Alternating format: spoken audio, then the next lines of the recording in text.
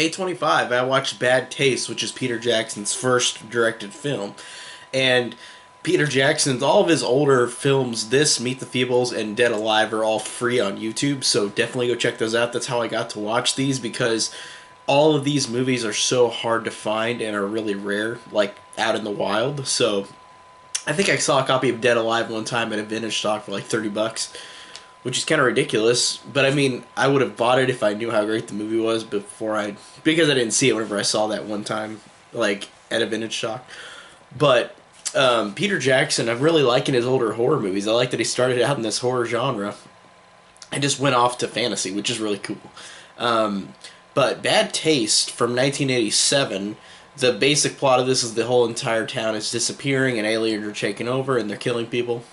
And the funny thing about this one, I guess like Meet the Feebles and like Dead Alive, but this is way more guerrilla filmmaking than those two. Like, I could tell all three of these have a low budget, but this one has a really, really low budget where it really does feel like guerrilla filmmaking, where it's Peter Jackson and friends with the camera just running around and shooting shit, and it's really fun and it's really hilarious. And I really like the fact that even though this is kind of like a very low budget movie, I think it just works so well. And I'm not saying that low budget movies are bad or can be bad. Some of them can be really bad, but some of them can be great. But this one, I thought I was kind of in between on it. I did like it, but I thought that I didn't enjoy it a whole lot, but I thought it was fun. Like, it was entertaining. Now, one of the biggest positives I can give this low-budget movie is that the gore was freaking awesome. The gore was insane. With how low of a budget it was, I was just surprised that they had what they could use with gore in this movie. Like, there are things where, like, characters get their faces, like, cut in half with a chainsaw and then they just break apart. Or, like, a guy's head gets pulled out of and his spine is still on him and it's squirming around. Which is really, really cool. And then there's one scene where half a guy's head's cut off and then like blood's like splurting out, and it looks so cool. And even though you know it's a low budget, it works so well for this movie. And it's not really a movie where it's about like characters. It's just, again, Peter Jackson and friends just running around, like aliens have taken over, so they're just trying to stop them. And that's it. There's not much to it, which I'm totally fine with. I thought that in terms of the four Peter Jackson horror movies I've seen, this, Dead Alive, three. It would be this, Dead Alive, and The Frighteners.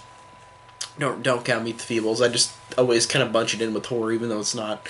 But out of those three movies, I'd say this one, I don't know, ranking them, it might be my least favorite out of the three. Or maybe The Frighteners, I don't know. Maybe The Frighteners might be my least favorite out of the three horror movies of Peter Jackson that I've seen. Dead Alive, of course, is my number one.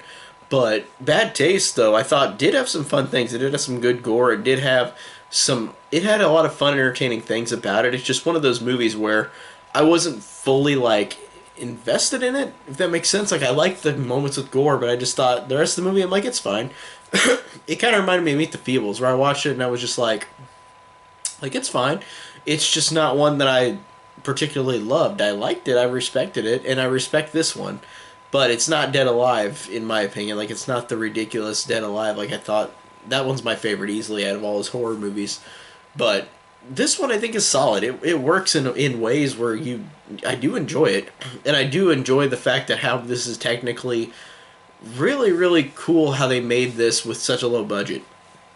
I really like that, and I really like how it did solidify Peter Jackson. So, and it of course gained a cult following after it was released, like most of his horror movies. So yeah, I enjoyed Bad Taste for what it is. I thought it was enjoyable and fun for his first movie. So, not my favorite one of his horror-wise, but I enjoyed it. So that is my review on Bad Taste. Tell me down below what you guys think of the movie, and thank you guys so much for watching.